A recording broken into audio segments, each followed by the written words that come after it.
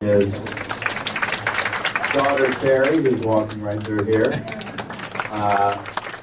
Second child, brother David. I'm here. Okay. And me, I'm John, the youngest. We also have Laura's brother here, Bob. And Laura's sister here, Carol. And her son, Jeff. My wife, Jen Honey.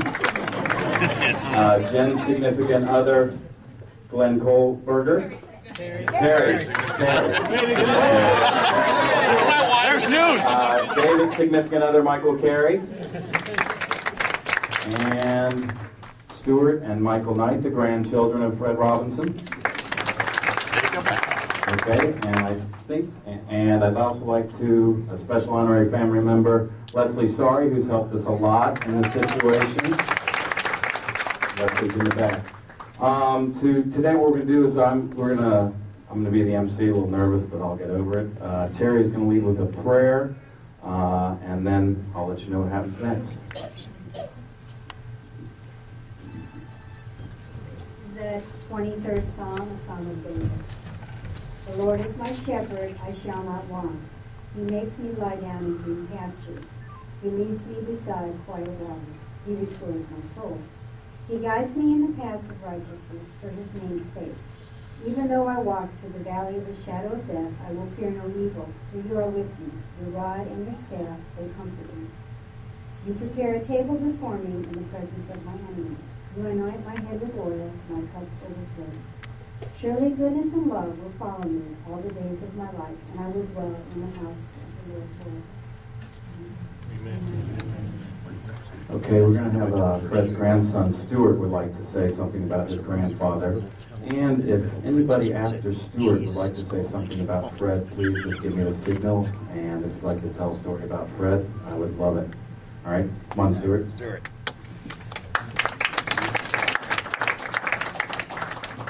Hello, everybody. Sorry, I'm not be facing this way for the most part.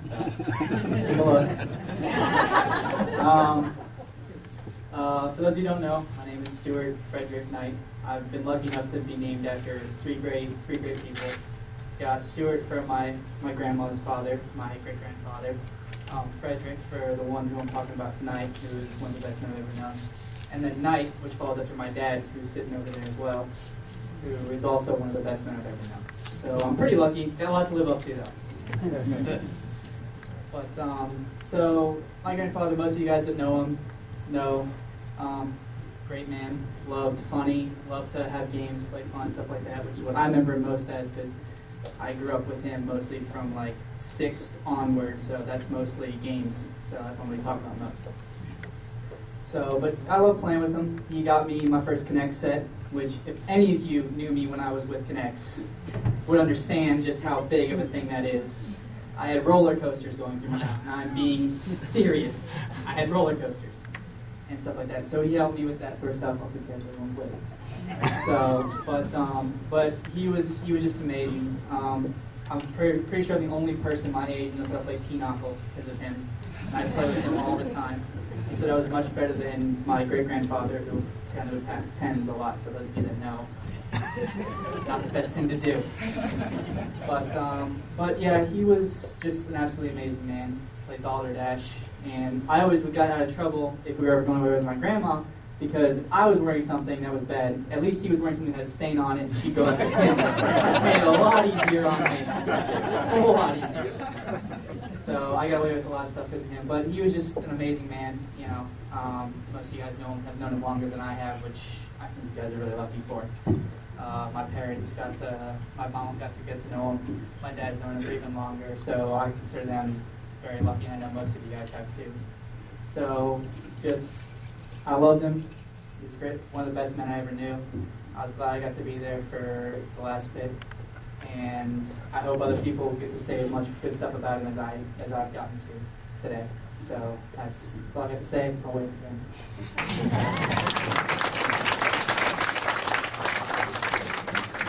Okay, Glenn, did you want to come up? No, I was going to suggest you just walk the microphone to whoever. Oh, okay, did wants to. anybody have a story about Fred they wanted to share? Oh, Kathy Chestnut, Fred's favorite liberal.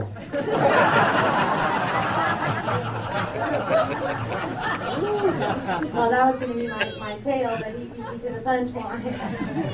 The other thing I can say about Fred is I don't bet. I'm not a betting person. Don't have a lot to bet for or with, so I don't do it. But he and I had a huge discussion one time about the Pentagon budget, and I assured him that some wrong percentage, as it turned out, of the taxes we pay go towards the Pentagon budget.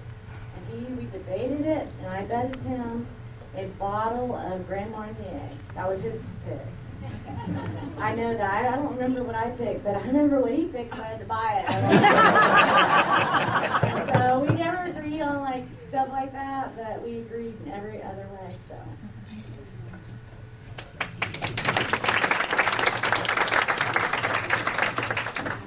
Okay, any other story? We got a story of Fred in the back.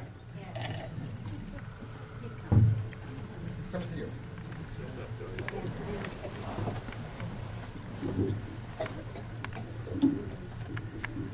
I'm Joyce Thornton, and back in 1998, this man walked into my office and said, I've got 15 degrees vision, but I can read for you. And I said, that's 15 degrees more than I have, so sit down. Fred and I go back in 1998. We talked a lot. When I became president of Lions in 2000, he joined. And when I was president, outgoing president, I couldn't read the catalog to buy all the Lions gifts for all they had done for me. And Fred said, we're going to do something different, Joyce. We're going to pick out our own gifts. We're not going to go tradition. So with his limited vision, he picked out different gifts. And I know the Lions at that time were a little bit surprised because we didn't do the traditional thing.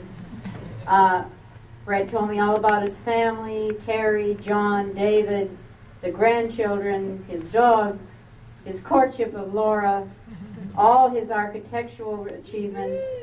We talked a lot, and I listened, and this is a man that we're sorely missing because I really admired this man, and he was a good friend. Thank you.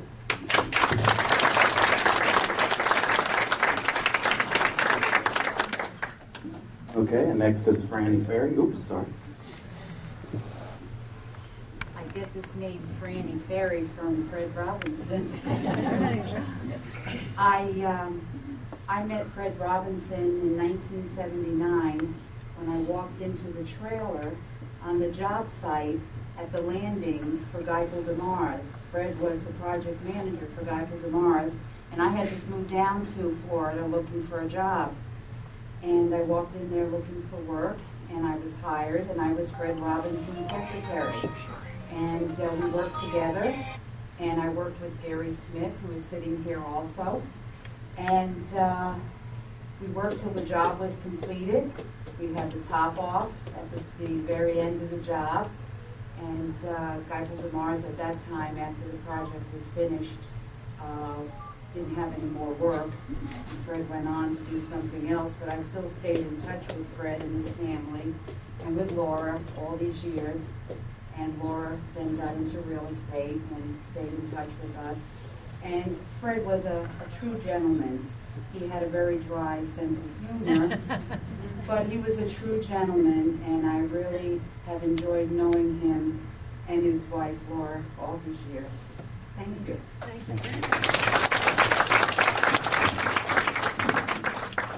Okay, did anybody else have a Fred story? All right, Mr. Cockham.